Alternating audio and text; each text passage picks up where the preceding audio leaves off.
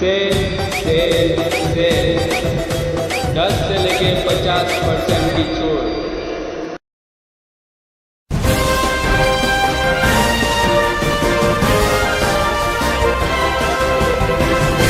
मानव समाचार, मानवता के हक में। मानव समाचार में आपका स्वागत है। आज सुबह से ही व्हाट्सएप पर एक वीडियो तेजी से वायरल हो रहा है, जिसमें पुलिस वालों को ड्रामाई अंदाज में होटल पर बैठे कुछ बदमाशों को हथियार समेत गिरफ्तार करते हुए दिखाया जा रहा है।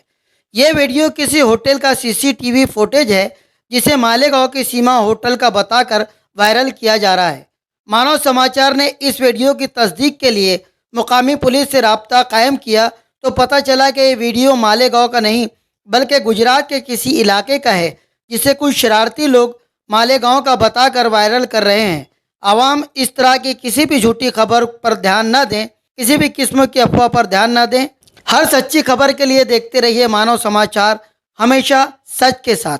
राजधानी हो, राजधानी, राजधानी हो।